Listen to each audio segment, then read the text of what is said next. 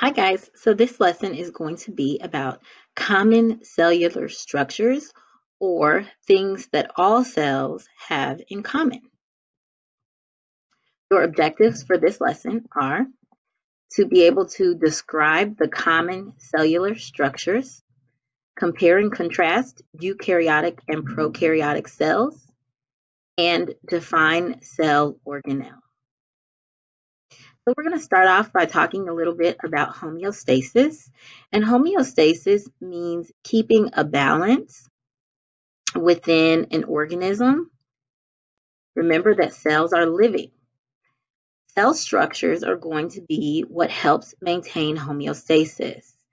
And again, homeostasis is maintaining a balance, and that balance is required for cells to function.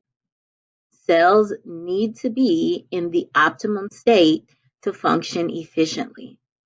And these cell structures that we'll talk about will help cells regulate themselves through the cell cycle and the transport of things and materials into and out of the cell.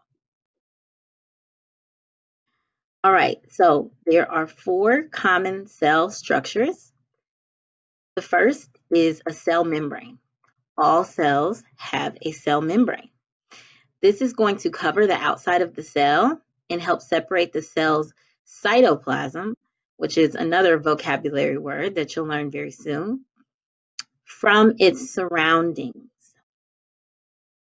The cell membrane is going to control what goes into or comes out of a cell, like gases or nutrients or waste.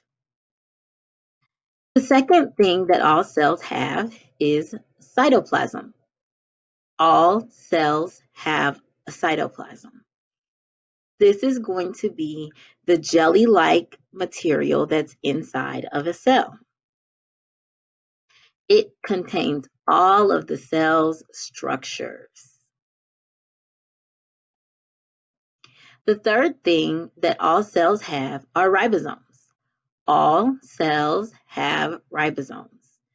These are places in the cell where proteins are made from amino acids. And finally, all cells have DNA. DNA is going to give cells instructions about how to behave and what proteins to make. So it provides instructions for making proteins. Again, it's going to control cell activities and it will allow cells to reproduce. Now I'm going to show you some pictures of the four common cell structures. Here's a picture of the cell membrane. Things you should notice about the picture is that the cell membrane is a double layer. So we call it the lipid bilayer, bilayer meaning two. And you should also notice that you see some of our macromolecules vocabulary. You see the word protein, you see carbohydrates, and you see lipids. And we're going to elaborate or talk more about these parts of the cell membrane very soon. All cells have cytoplasm. So cytoplasm is inside of the cell membrane. It's like the inside of the cell. It's jelly material. And this is where you'll find all of the organelles that are in the cell. Next, this is a picture of a ribosome. Remember that ribosomes are the places in the cell that make protein. Think back to macromolecule stuff. What is the monomer of a protein? If you said amino acid, you are right. Finally, here's a picture of DNA. DNA is one of our macromolecules. This is a nucleic acid. And we're going to talk more about DNA and cells very soon. So there are two different types of cells. In other words, you can think of cells as being divided into two categories. There are prokaryotic cells and eukaryotic cells. Prokaryotic literally means before nucleus. So prokaryotic cells do not have a nucleus and they do not have other organelles. You need to remember that. That is something that's going to come up time and time again in this course. So say to yourself, 3 times, prokaryotic cells do not have a nucleus. Prokaryotic cells do not have a nucleus. That's very important. The other type of cells are eukaryotic cells. Eukaryotic literally means true nucleus, and eukaryotic cells do have a nucleus. Eukaryotic cells do have a nucleus. In fact, you, as a human, have eukaryotic cells within your body. Let's talk about prokaryotic cells first. So prokaryotes are the simplest and smallest cells. Typically, these will be unicellular organisms without a nucleus or any other organelles. And early prokaryotes lived about 3.5 billion years ago, and they were the only organisms on Earth. Familiar prokaryotes would be the bacteria that cause sickness and cause food to spoil. Prokaryotes can live in very diverse environments. Many of them are not going to even require oxygen to live. Bacteria are prokaryotes that can cause infection, and they grow and divide very, very quickly. Prokaryotes do not have any internal organelles or compartments that are membrane bound. So remember that all cells do have ribosomes, including prokaryotes. But prokaryotes do not have any organelles that have their own membrane. So within a prokaryote, you will have ribosomes and enzymes moving freely around the cell. The DNA that's in these cells is single-stranded and circular. Typically, you'll find the DNA in the center of the cell within the cytoplasm in a region that's called the nucleoid region.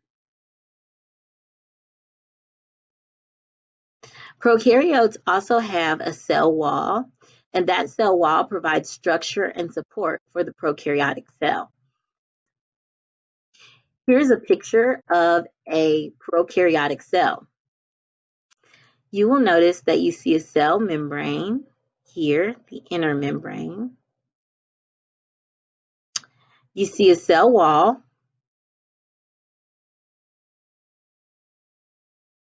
And you see DNA.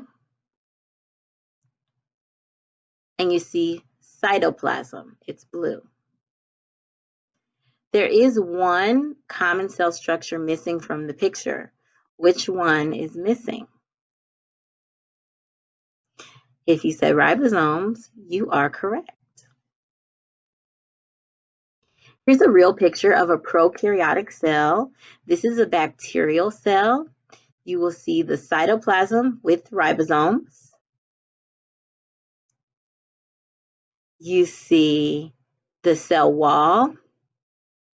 The cell membrane is in this picture, but is very difficult to see, and it's inside of the cell wall.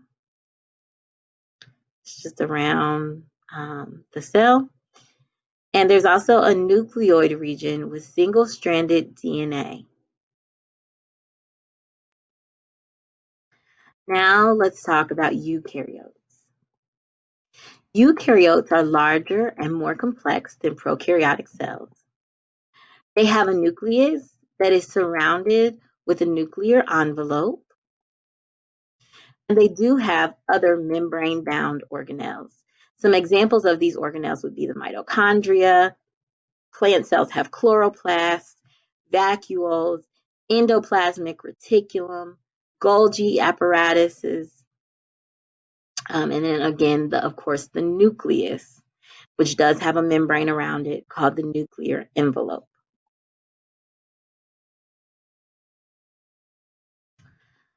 Eukaryotes have double-stranded DNA, and this DNA is organized into chromosomes and stored in the nucleus.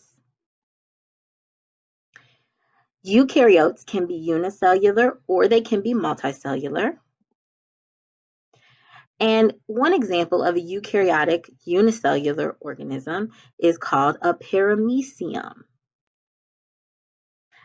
Multicellular examples of eukaryotes would be like animals, plants, people, fungi. Here's a picture of a eukaryotic cell. Notice that it's much more complex than the picture that you saw before of the prokaryote. So you see a nucleus over here. You see a nucleolus, which is inside of the nucleus. That's where ribosomes are made. You have a Golgi body, which deals with packaging and modifying products made in the cell. You have a lysosome, which helps to clean the cell by recycling parts of the cell that are no longer needed. There's a mitochondria, and mitochondria are called frequently the powerhouse of the cell. This is where energy will be produced. There are some centrioles, which are important when the cell needs to divide. But we also have our four common cell structures. So we have a cytoplasm. Here it's in pink. There are some ribosomes here. You can see some of them floating around in the cytoplasm, but there are also some ribosomes here attached to the rough endoplasmic reticulum, which is not labeled. There is a cell membrane, and there is DNA in the nucleus. So all four of the common cell structures are present in this picture. Here is a real picture of a eukaryotic cell. And you can observe several membrane-bound organelles like the mitochondria, the Golgi apparatus, the nucleus, the lysosome. You can also observe one, or really two, of the common cell structures. You see the plasma membrane or the cell membrane. And of course, there is cytoplasm surrounding everything inside of the cell.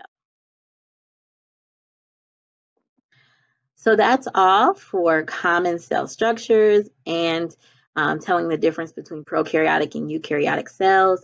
Your first activity this week will be to take notes and do a compare and contrast prokaryotic and eukaryotic cell activity. You also do a project, a mini project called Cell City Project. So I will see everyone in class. Have a wonderful day.